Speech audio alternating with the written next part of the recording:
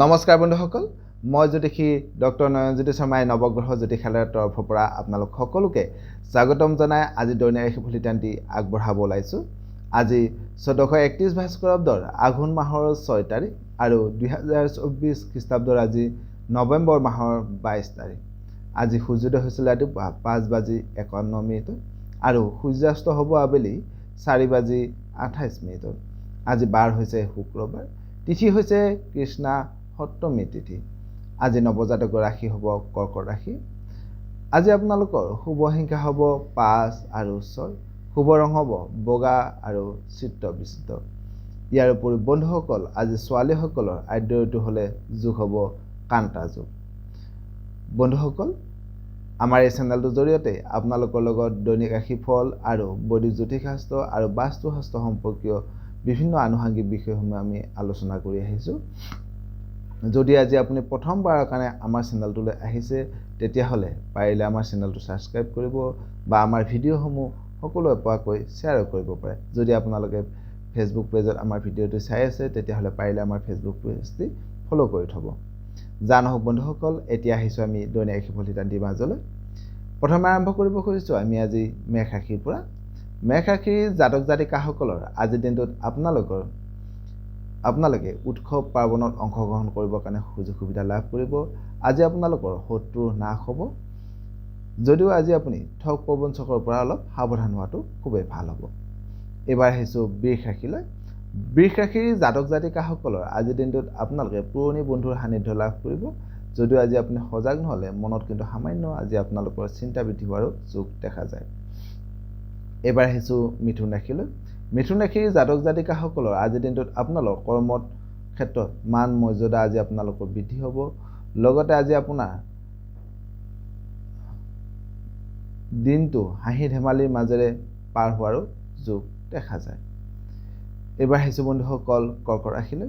কৰ্কট ৰাশিৰ জাতক জাতিকাসকলৰ আজিৰ দিনটোত আপোনালোকে ব্যৱসায়িকভাৱে খুব লাভান্বিত হ'ব পাৰিব। লগতে আজি আপোনাৰ সম্পত্তি লাভ হ'ব। লগতে আজি আপোনাৰ গীত মাত নৃত্যৰ ব্যস্ততাৰ মাজেৰে দিনটো পাৰ হ'ব। এইবাৰ আহিছোঁ সিংহ ৰাশিলৈ। সিংহ ৰাশিৰ জাতক জাতিকাসকলৰ আজিৰ দিনটোত আপোনালোকৰ মনত সুশান্তি বাঢ়িব। মনত সামান্য আজি আপোনালোকৰ জেদ ভাৱ বাঢ়িব পাৰে। যদিও আজি আপুনি বিপৰীত লিংগৰ ব্যক্তিৰ পৰা অলপ সাৱধান হোৱাটো খুবেই ভাল হ'ব। এইবাৰ আহিছোঁ কন্যা ৰাশিলৈ। কন্যা ৰাশিৰ জাতক জাতিকাসকলৰ আজিৰ দিনটোত আপোনালোকৰ প্ৰেমত শুভ বুলি ক'ব পাৰি। যদিও আজি আপুনি সজাগ নহ'লে মনত সামান্য এলাহ ভাৱ বাঢ়িব পাৰে। লগতে আজি আপুনি সজাগ নহ'লে কৰ্মক্ষেত্ৰত সামান্য জটিলতাৰ সৃষ্টি হোৱাৰো যোগ দেখা যায়। এইবাৰ আহিছোঁ বন্ধুসকল তুলা ৰাশিলৈ। তুলা ৰাশিৰ জাতক জাতিকাসকলৰ আজিৰ দিনটোত আপোনালোকৰ কৰ্মত সফলতা লাভ কৰিব।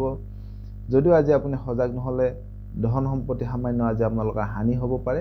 লগতে আজি আপুনি ঠগ প্ৰবঞ্চকৰ পৰা অলপ সাৱধান হোৱাটো খুবেই ভাল হ'ব। এইবাৰ আহিছোঁ বৃশ্চিক ৰাশিলৈ। বৃশ্চিক ৰাশিৰ জাতক জাতিকাসকলৰ আজিৰ দিনটোত আপোনালোকৰ প্ৰেম আৰু কৰ্মত বিপৰীত লিংগৰ ব্যক্তিৰ পৰা আজি আপোনালোক সঁহাৰি লাভ কৰিব। ভাল বন্ধুৰ সান্নিধ্য লাভ কৰিব আজি। লগতে আজি আপুনি সজাগ নহ'লে কিন্তু শৰীৰত সামান্য ৰোগ বৃদ্ধি হোৱাৰো যোগ দেখা যায়।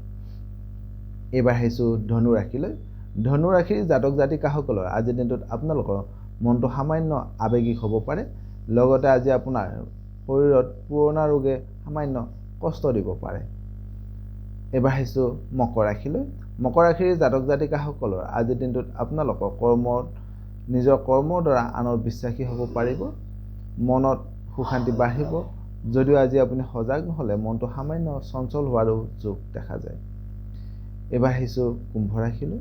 কুম্ভ ৰাশিৰ জাতক জাতিকাসকলৰ আজিৰ দিনটোত আপোনালোকে ভ্ৰমণৰ সুযোগ লাভ কৰিব। প্ৰেম আৰু কৰ্মত শুভ বুলি ক'ব পাৰি। লগতে আজি আপুনি আনক সহায় সহযোগিতা কৰিবৰ কাৰণে আপোনাৰ মনটো খুব আগ্ৰহী হোৱাৰো যোগ দেখা যায়। একেবাৰে শেষত আহিছোঁ বন্ধুসকল মীন ৰাশিলৈ। মীন ৰাশিৰ জাতক জাতিকাসকলৰ আজিৰ দিনটোত ছাত্ৰ ছাত্ৰীসকলৰ ব্যস্ততা বাঢ়িব।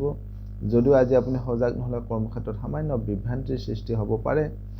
লগতে আজি আপুনি হীনমান্যতাত ভুগিবলগীয়া হোৱা যিকোনো কৰ্মৰ পৰা আজি আপুনি কিন্তু নিজকে আঁতৰাই ৰখাটো খুবেই ভাল হ'ব। সদুশেষত আজিৰ দিনটো আপোনালোকৰ সকলোৰে শুভ হওক, মংগলময় হওক তাৰে কামনা কৰি আপোনালোকৰ মাজৰ পৰা বিদায় মাগিছোঁ। সৰ্বে ভৱন্তু সুখিনঃ, সৰ্বে সন্তু নিৰাময়া, সৰ্বে ভদ্ৰাণি পশ্যন্তু মা কশ্চিৎ দুঃখভাগঃ ভৱেৎ। ধন্যবাদ।